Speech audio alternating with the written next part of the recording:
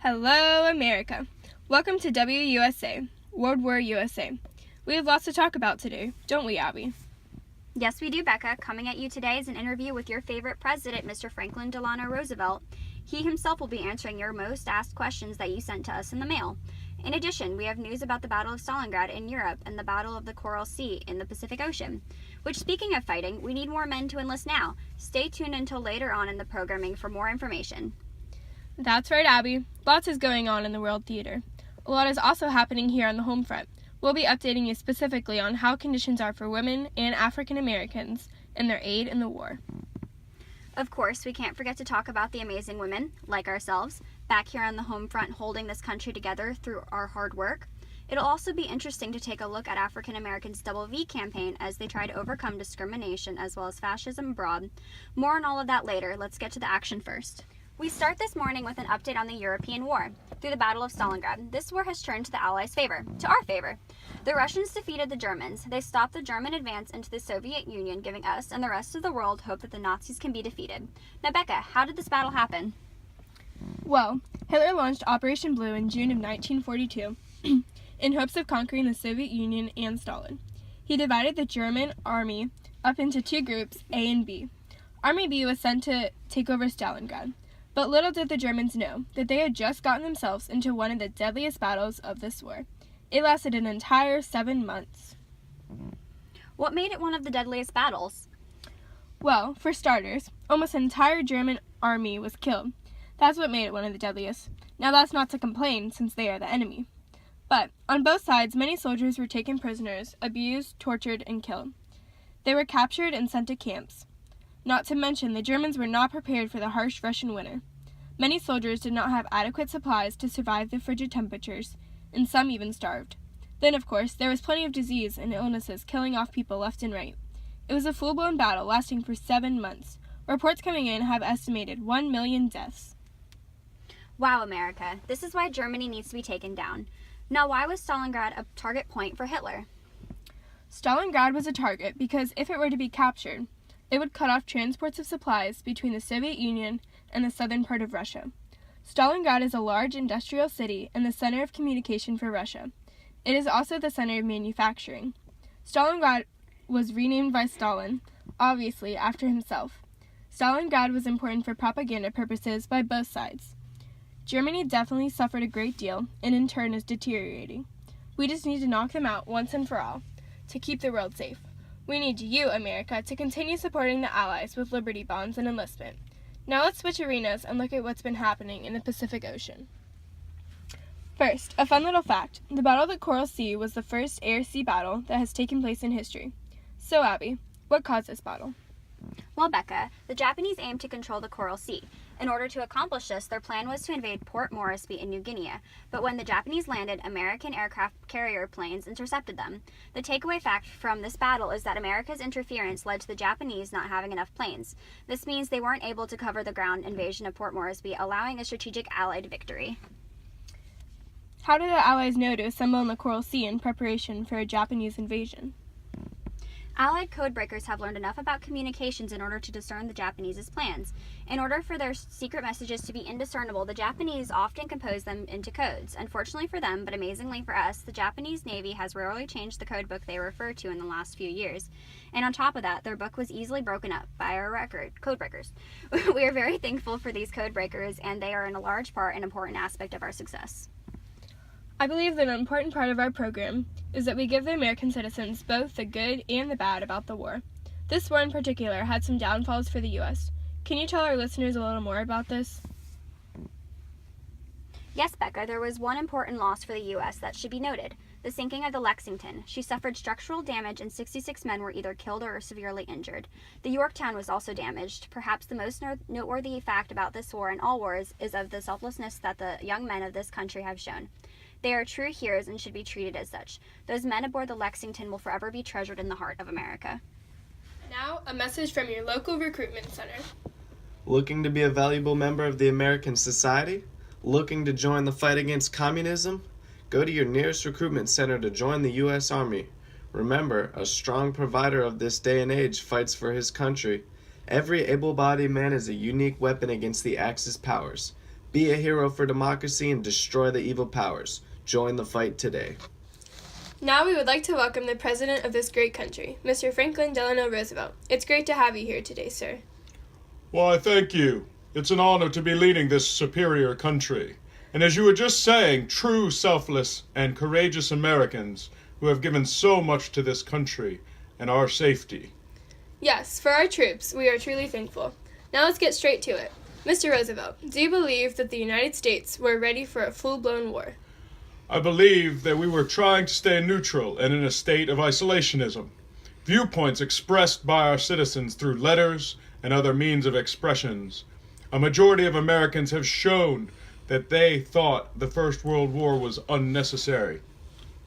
Now, I don't want to get into the legitimacy and details of that argument, since that is not the point. The point is that this war, on the other hand, is clearly necessary. After Japan attacked Pearl Harbor, for the safety of citizens and our country as a whole, we had to enter this war. Let me interrupt you for a second. Some people claim that you knew about the oncoming attack at Pearl Harbor, but refused to do anything about it because you wanted to enter the war. What do you have to say about that? I think that is absurd and repulsive. I would never put that many American lives at risk. That is beside the point. Back to the original question, thanks to my Selective Service Act of 1940, I already had plenty of men drafted to fight in the Army. So, we had enough men to fight at the beginning of the war. What about materials? I appreciate how you said enough men at the beginning of the war, because currently we still need men to enlist. At the beginning of this terrible war, we created agencies such as the War Production Board to build and deploy the machinery of war. We have the Office of Price Administration to try and keep inflation in check so that our economy would stay relatively stable. We, as the government, have also made many efforts to get Americans to conserve materials and food so that our soldiers have all that they need.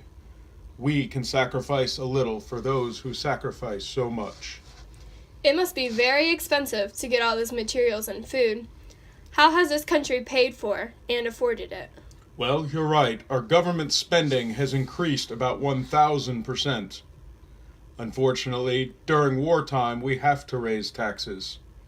But every taxpayer dollar has been put to good use to fight the evil Axis powers and to be the heroes of democracy in this dark world. Citizens have also been buying war bonds that we call Liberty Bonds to fund the war. Can you explain how those Liberty Bonds work for any interested citizens? Yes, of course.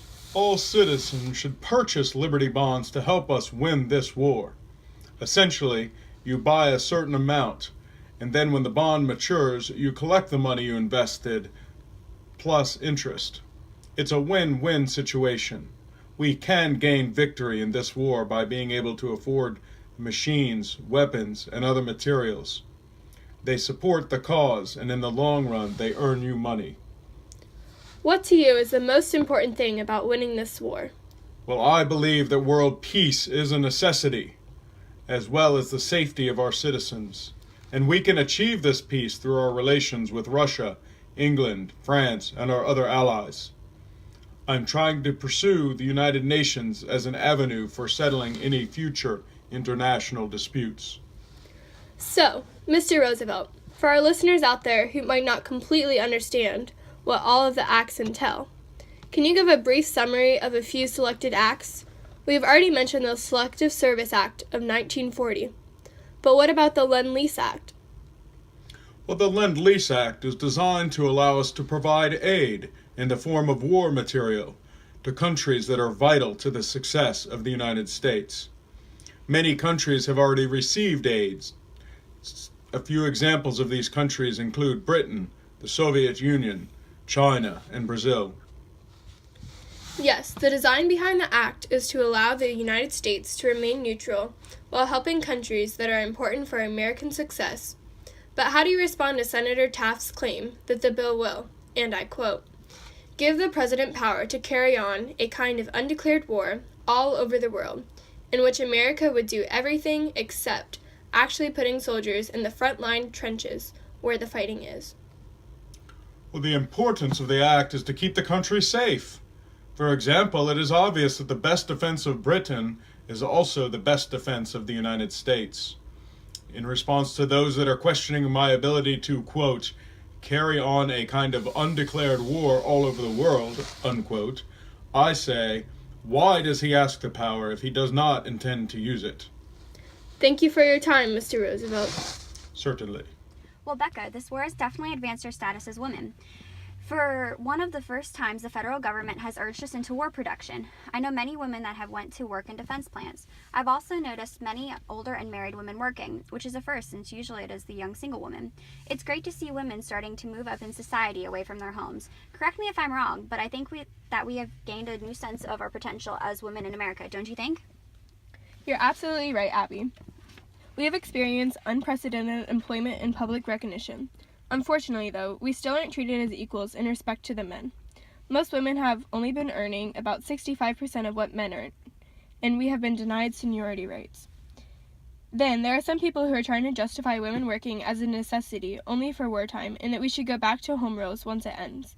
But we will not step back from progress, and without us, they would have trouble filling jobs and providing supplies for the war. African Americans have seen some advancement as well, but not as much as they hoped for. Many entered the war believing that they would get equal rights, and it's not even close, but they have taken a step towards it. They are trying to defeat racial discrimination here at home, as well as to defeat fascism abroad and win this war. They have coined this the Wwii campaign, since they are trying to gain victories in 2 areas. How have things changed here on the home front, Abby? First off, voting requirements mostly everywhere have been abolished. Now more African Americans can vote, which is giving them a balance of power in the closer elections. Some argue that as time goes on, though, voting African Americans will continue to advance by gaining more and more control on issues. Second, membership in civil rights organizations have increased. One notable civil rights organization is CORE, Congress of Racial Equality. They are trying to desegregate public facilities in northern areas. They are working through nonviolent but direct action in their communities. Similar to how women gained jobs, African Americans have gained jobs because of the need for workers. They are the first fired and last hired. They have seen some success with the Executive Order 8802, which prohibited employers from discriminating on race. On top of that, it established the Fair Employment Practices Commission to check that hiring isn't discriminatory. Sounds like they are getting some progress. Now what's happening with the second part of the campaign, the victory against fascism? One tactic of propaganda that African Americans used was to compare the Axis powers' fascism with American racism. They mostly fought this war on fascism with enlisting in the army and supporting American forces. They hoped that through the war they would gain rights along with a level of equality, but they faced discrimination and inequality during the war regardless. For example, instead of fighting and gaining positions in the military and army, they were given the chore-like professions and served their white counterparts literally and figuratively. Thanks for joining us here today. Check back in with us next week for more updates and overlooks during this war. And again, a special thanks to Mr. Roosevelt for taking time to comfort and reassure us as Americans in this time of distress. As always, conserve your resources, don't take more than you need, and enlist in the Army. Anything you do selfishly is only helping the other side advance in this war. If you're a true American, be selfless and show your nationalistic pride. God bless America.